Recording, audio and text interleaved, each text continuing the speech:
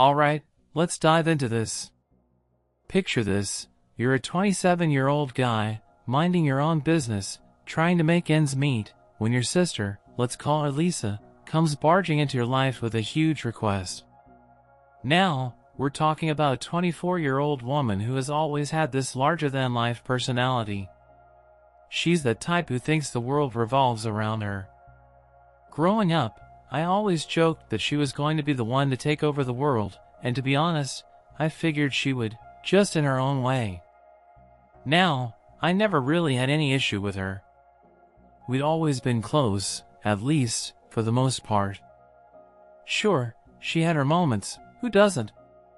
But hey, she was my little sister. Family is family, right? I thought she'd always have my back, like I had hers. But I didn't know how much that was going to be tested until one night in late April, when everything changed. It started innocently enough, or so I thought. I had just gotten home after a long day at work, nothing special. My apartment was quiet, peaceful, the kind of quiet that makes you forget the world exists. But then, the phone rang. Lisa. Hey, bro, she said, her voice all chipper, like nothing was off. I could already tell she was up to something. She never called unless there was something big going on. Hey, what's up? I asked, trying to sound casual, even though I felt a tight knot in my stomach. Something told me this wasn't just another catch-up call. There was a brief pause on the other end. Then she dropped it, like a bomb. So, I'm getting married.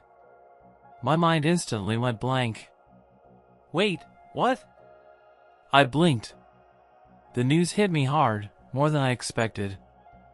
I hadn't even heard about her boyfriend seriously proposing.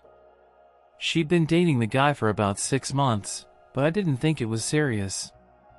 But Lisa wasn't waiting for me to process. She was already on her next sentence, almost too eager. And I need you to pay for my wedding. That's right. Pay for her wedding. I can't say I wasn't stunned. In fact, my brain had trouble catching up. The idea of her asking for anything, let alone this, felt unreal.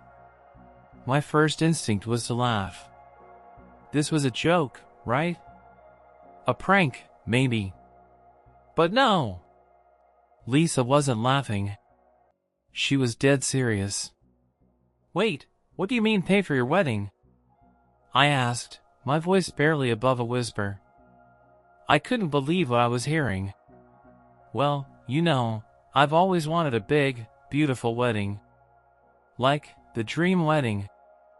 You've seen the Pinterest boards, right?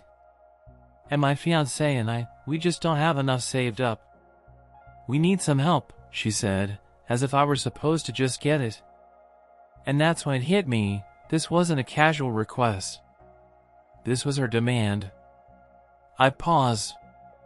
Lisa, that's a huge amount of money. I mean, I don't even know if I can. Come on, bro, she interrupted, you owe me this. You've got the money. You've been doing well at work. I need this. Please. Need? Need? That's when my brain snapped back to reality. I'd always known Lisa was a little dramatic, but now she was crossing a line. This wasn't just her being a brat, this was a full-on expectation. And, worse, she was acting like I had no choice. I tried to level with her. Lisa, I can't just... But she wasn't hearing any of it. She went off. You're my brother. You're supposed to help me. Do you even understand how important this is? This is my day. You're just going to let me down? She started to cry, and I could hear the guilt tripping coming through thick and fast. There it was, the emotional manipulation that I hadn't expected. I was feeling it, the pressure, the guilt. And in that moment, I was torn. My sister was demanding that I choose between my own financial comfort and her happiness. She was making it impossible to say no. The thing is, I'd never seen her like this before. Not like this. The sweet little girl I had watched grow up was gone, replaced by a person I barely recognized. She wasn't asking anymore, she was telling me what to do, and making me feel like the bad guy if I didn't comply. But here's the kicker, I was starting to cave. The pressure from her emotional outbursts was starting to cloud my judgment.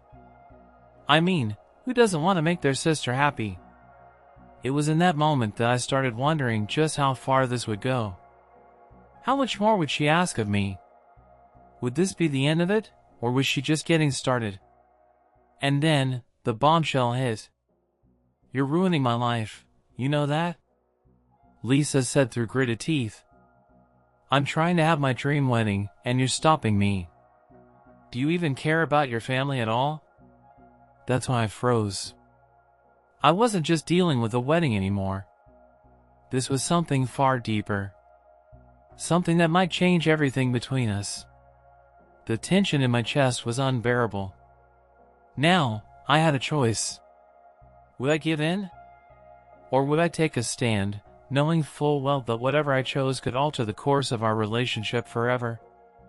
The pressure was mounting, and I could feel the weight of the decision pressing on me with every passing second. Alright, so now we're deep into this. Let me just tell you, things don't always go the way you expect. It's one thing when you're trying to be the good guy and help your sister out, but when you're feeling like your whole life is being turned upside down by a wedding request, that's when things start getting real messy. And let me tell you, it didn't stop with just the initial demand. A couple of days after that phone call, I was still reeling from it. I kept running the conversation in my head, trying to figure out where the hell this came from. Sure, Lisa had always been kind of high maintenance, but this was next level stuff. The more I thought about it, the more it started bugging me. Was she seriously going to guilt trip me into paying for this wedding? But, you know, it was family, and I didn't want to let her down. I figured, alright, I'll see if I can at least get a sense of what we're talking about here. So, I texted her and asked for the details. What's the actual cost? What exactly are you expecting from me? Because if I'm being real, I had no idea how much weddings actually cost. Sure, I knew the numbers were insane, but I didn't know how insane. She didn't respond right away. But when she did, oh boy. She sent me a spreadsheet. Yeah, you heard that right. A spreadsheet. Full of items, prices, and the most expensive venues I've ever seen. It was like someone handed her the world's most expensive wedding catalog and told her to go nuts. At first, I thought it was a joke. I mean, who needs a spreadsheet for a wedding? But nope, this was real. And she was serious. There it was in black and white, the total price, around $50,000. $50,000. For a wedding. The venue was some over-the-top castle-like place, the catering was $100 a head, and there were over 200 people on the guest list, not to mention the dress, the flowers, the photographer, the list went on and on. I had to double-check to make sure I wasn't reading it wrong. Now, you might be thinking, why didn't you just say no right then and there? Trust me, I wanted to.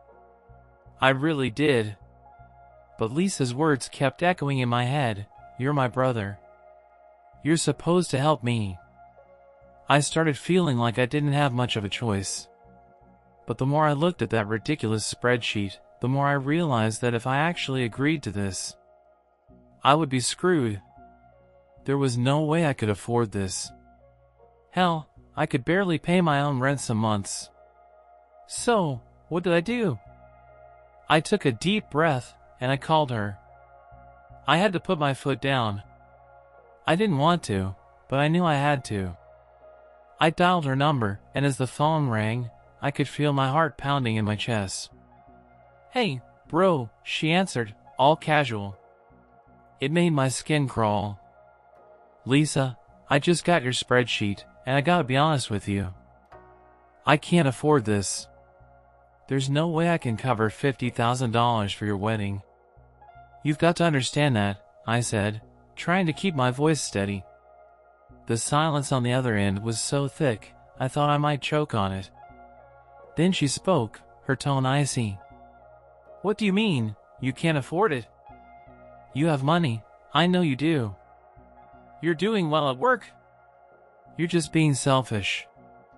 I felt a pang of guilt hit me right in the gut, but I pushed through it. It's not about being selfish, Lisa. It's about being realistic. I can't just throw my savings away on a wedding like this. It's not even possible.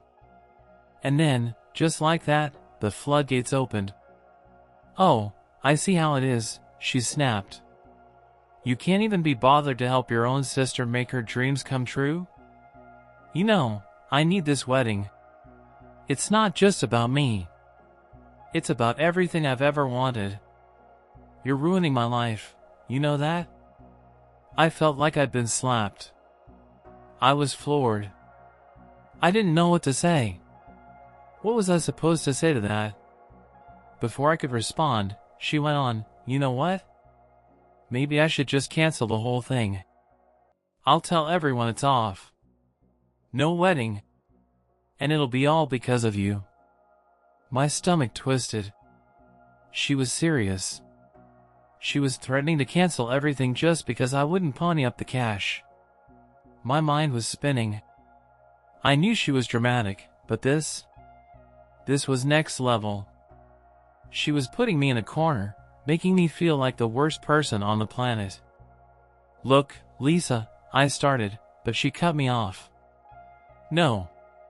Don't try to fix this, okay? You've already messed everything up. Her voice cracked, like she was on the edge of tears. You don't care about me. I should have known better than to expect you to help me when I really needed it. I felt like I was drowning in guilt. The emotional manipulation was so intense, I could barely think straight.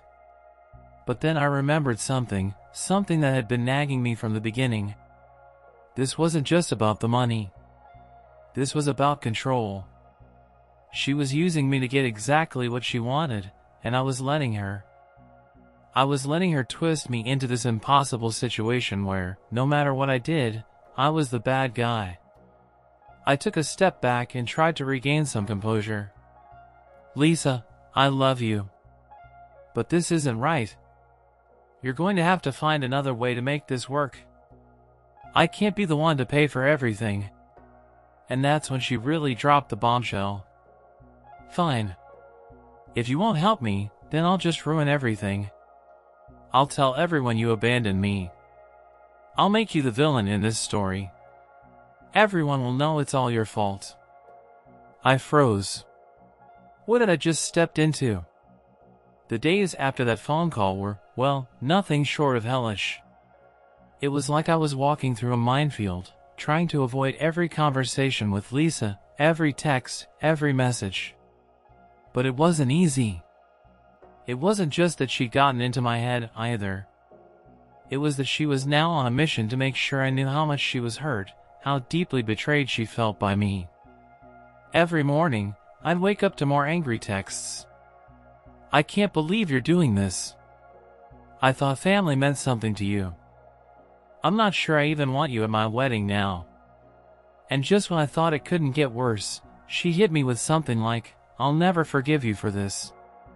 This is worse than anything you've ever done to me. At first, I thought she'd just blow over. After all, I knew my sister. She had a dramatic side, a temper, but eventually, she would calm down. Right? Maybe if I let her have some space, things would just cool off. But no! It was like I was trapped in this endless loop of guilt and shame. One evening, I was sitting on the couch, mindlessly scrolling through my phone, when I saw a message pop up. From Lisa, of course. But this one wasn't just a rant, it was a threat. If you don't give me the money, I'll tell everyone that you're the reason I had to cancel my wedding. And guess what? I'll make sure they all know how much you ruined my life. You'll be the villain. Forever. I could feel my heart start to race. She wasn't just angry anymore. She was dangerous. This wasn't about the wedding. It wasn't about the money. It was about her wanting control. Wanting to make me feel small, helpless, and, worst of all, guilty. I couldn't believe it. She was willing to destroy everything over this. Her wedding, my relationship with her, all of it. Just so she could get what she wanted. I thought about calling her, trying to talk some sense into her. But every time I did, the conversation turned into a guilt trip or some kind of emotional blackmail. And frankly, I didn't have the mental energy for it anymore. I was getting worn down, slowly, like a rock being eroded by water. And then, things took a turn. I got a call from our parents. "Hey, son," my dad said, his voice unusually calm. "We need to talk about Lisa's wedding." My stomach dropped. I could already tell where this was going.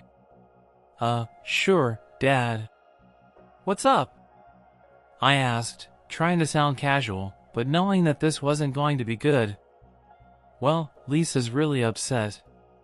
She says you're refusing to help her, and she's having a hard time understanding why you won't be there for her. We've tried to talk to her, but, well, we know how she can be." I let out a breath. I could feel the tension building in my shoulders. "Dad, I did try to help her. But there's no way I can afford this kind of wedding. I've explained it to her. It's just not possible." But my dad wasn't done. He sighed heavily. "Son, you know how much this means to her. She's been dreaming of this day for years. We don't want her to feel abandoned, and this is tearing the family apart." That stung. I hadn't realized how much of a strain this was putting on everyone. But at the same time, I couldn't just throw away my savings for something I didn't even believe in. Her dreams were driving the family to pieces. What was I supposed to do? "I know it's hard," my dad continued, "but maybe you could find a way to help her out. Even just a little bit." A little bit? A little bit wasn't going to fix this. But hearing my dad say that, trying to play peacekeeper, made me feel even worse. The pressure was getting unbearable. I didn't want to let my family down. I didn't want to be the bad guy in this story. But the more I thought about it, the more I realized I was the bad guy, at least in Lisa's eyes. And I could feel her tightening her grip on me, like a vice, making it impossible to breathe. A few days later, I ran into Lisa at a family gathering. The air between us was thick, like walking into a room full of static. She barely looked at me, barely spoke to me. But when she did, it was like I had slapped her across the face. "You know, you're ruining everything, right?" she said, her voice cold, devoid of warmth. "I can't believe you're doing this. I've always been there for you, and now you can't even help me with this one thing?" I was already exhausted from the guilt, the pressure, the constant waves of manipulation. But I wasn't going to cave. I couldn't. "I told you, Lisa, I can't do this. I'm not going to blow my entire savings on a wedding.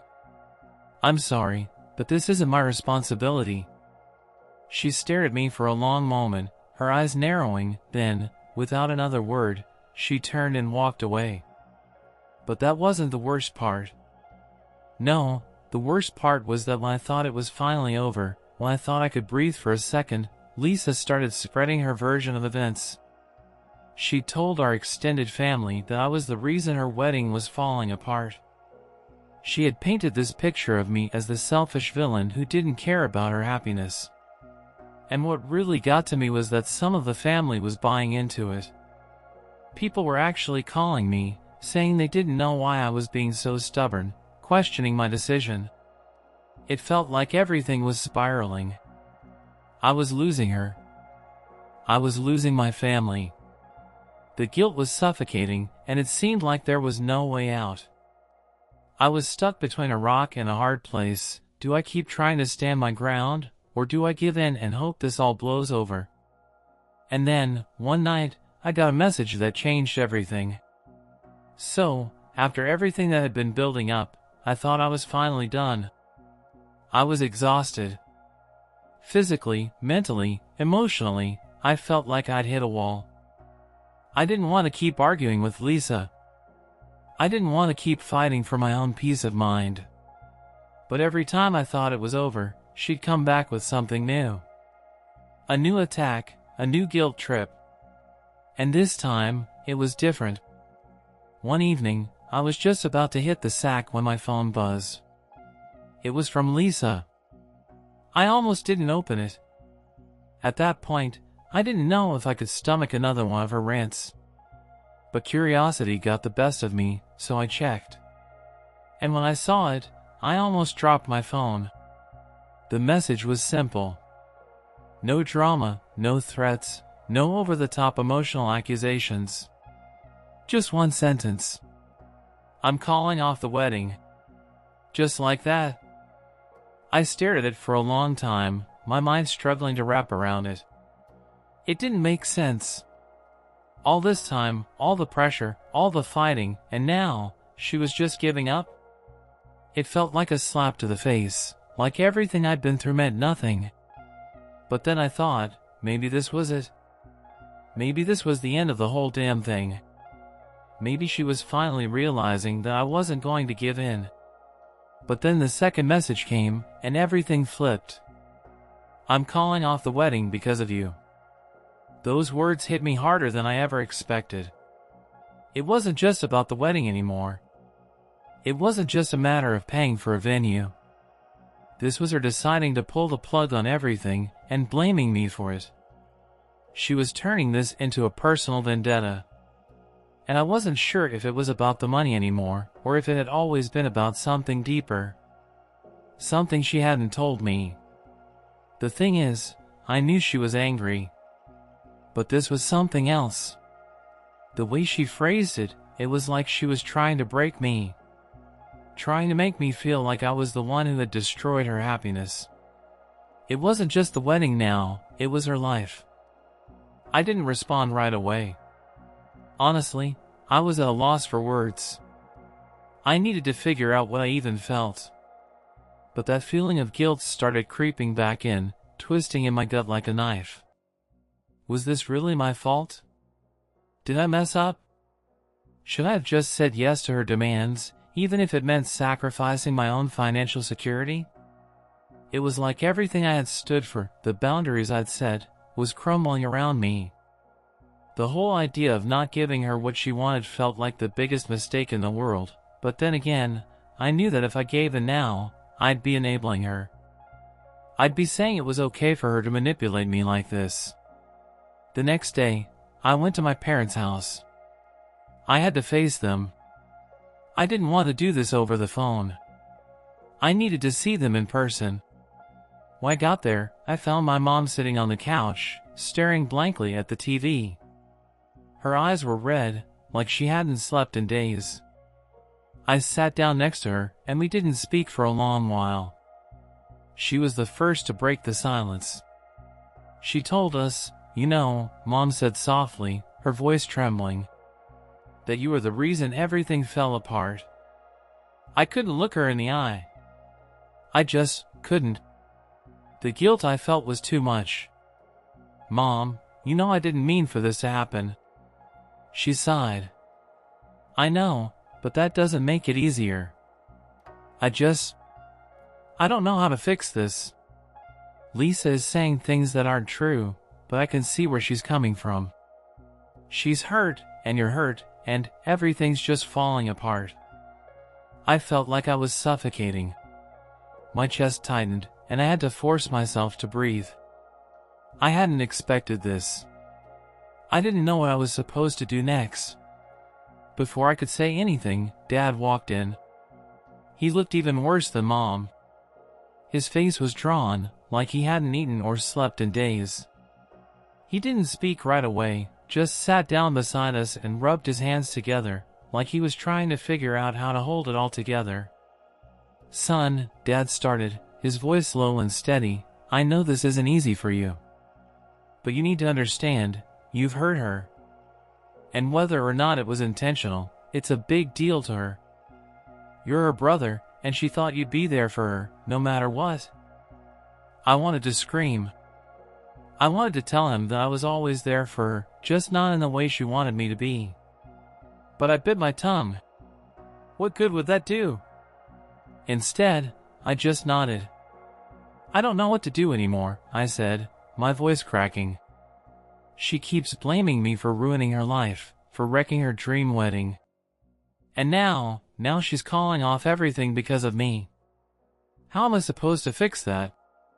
Look, Dad said, his voice firm but tired, you need to decide what's more important to you, fixing this with Lisa or standing your ground. Sometimes you have to let go, even if it hurts. I know you didn't want it to get this far, but you need to know, you can't let her control you. Not like this. And that's when it clicked. That was it. I couldn't keep letting her do this to me. I couldn't keep letting her drag me down with her, guilt-tripping me into submission. She had crossed a line, and if I didn't stand up now, it was going to be me who got swallowed up in the chaos. I stood up, suddenly feeling more sure of myself than I had in weeks. I know what I have to do, I said, looking them both in the eye. I need to set this straight with Lisa. I can't let her keep tearing everything apart like this. And that was when I made the decision. It wasn't going to be easy. But I wasn't going to let her ruin me, too. I don't think I'll ever forget the day I finally made up my mind to go over to Lisa's place and face her. I had been avoiding it for days, trying to figure out how to make sense of everything, how to keep my family intact while not losing myself in the process. But it was like something snapped inside me. It wasn't just about the wedding anymore. It wasn't about the money. It was about my sister, my family, trying to break me, trying to make me feel like I was the villain when all I had ever done was try to help. So I drove over there, my hands clenched on the steering wheel, the weight of the situation heavier than it had ever been. I wasn't sure how this conversation was going to go, but I knew I couldn't keep running from it. When I pulled up to her apartment, my heart was beating out of my chest. I didn't want to do this, but I had to. For me. For my peace of mind. I knocked on the door, and after a few seconds, it swung open. Lisa stood there, arms crossed, looking at me like she was daring me to say something. "Let's get this over with," she said, her tone sharp, cold. I could tell she'd been crying, but there was no softness left in her eyes. I could see the anger bubbling under the surface, and I knew this wasn't going to be an easy conversation. But I couldn't back down. I had already let this go on too long. "Lisa, I need to talk to you," I started, trying to keep my voice steady. "I can't keep doing this. I can't let you keep blaming me for ruining your life." Her eyes narrowed. "Oh, so now I'm the one who's at fault," she spat. "You're the one who's making everything worse. You're the one who can't just be there for me, like a brother should be." I felt that familiar guilt start creeping up again, but I shut it down. I wasn't going to let her pull me into that trap again. "Look, I love you. You're my sister, and I've always had your back. But this isn't just about a wedding. You've made it about something bigger. You've tried to manipulate me, to guilt-trip me into giving you something I can't afford. You can't keep putting me in this position." Her face went pale. For a second, I thought I'd said something wrong, that maybe I'd gone too far. But then she opened her mouth again, and I realized, no, I was saying exactly what needed to be said. "You think you can just talk me out of this?" she said, her voice breaking. "You're just going to pretend like none of this matters? I've spent my whole life trying to make everyone proud of me, and now you're just—" "Lisa, stop." I cut her off, my own anger flaring. "This isn't about everyone else. This is about you. You've been so focused on this wedding, this fantasy of the perfect day, that you've lost sight of everything else. You've lost sight of what really matters, family. And that's what's been hurting me. I've been stuck in this mess with you, trying to please you, trying to fix something I can't. You've pushed me to my breaking point, and I can't do it anymore. She stood there, silent for a few moments, her face flickering with a mixture of disbelief and anger. I could tell she was trying to come up with a comeback, but for once, she was speechless. You can't keep blaming me for your decisions, I continued, my voice softening a little. I didn't ask you to cancel your wedding. I didn't ask you to make me the villain. You've made your choices, and now you have to own them. I'm not responsible for your happiness. Only you are. I saw the change in her then. Her expression softened just a little, the anger still there but fading, like a storm passing through. It was almost like she realized, in that moment, that she had pushed too far. And maybe, just maybe, she was starting to see things differently. I don't know what to say, she muttered, looking down at the floor. Then don't say anything, I said quietly. Just think about it. Think about what really matters. Because this wedding, it's not worth losing family over. It's not worth losing me. There was silence between us for what felt like an eternity. I didn't know if I was getting through to her, or if she was just too wrapped up in her own hurt to hear me. But something had shifted. I could feel it. The tension was still there, but it wasn't as suffocating. It wasn't as tight around my chest. Finally, she looked up at me, her eyes a little wet. I'm sorry, she whispered. I didn't mean to push you this far. I was just so caught up in everything. I don't know what I was thinking. I nodded, letting out a breath I didn't even realize I was holding. It's okay. But you can't keep doing this. You can't keep using me, or anyone, to make your dreams come true. You have to make your own choices, even if they're hard. She nodded, and for the first time in weeks, I saw a flicker of the sister I used to know. The one who wasn't trying to manipulate me, the one who didn't expect the world handed to her. The one I could actually have a conversation with. The rest of the conversation wasn't easy. It wasn't smooth. But we talked. And by the end of it, I could tell that we were in a better place than we had been before. It wasn't perfect, but it was progress. In the end, Lisa didn't go through with the wedding. But it wasn't because I had forced her to. It was because, somewhere deep down, she realized that her happiness didn't come from a wedding, or from anyone else's approval, it came from within herself. And as for me?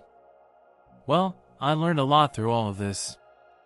Sometimes, standing up for yourself means disappointing the people you love. But in the end, it's the only way to protect your peace, your boundaries, and your sanity. And that, I realized, was worth more than any dream wedding.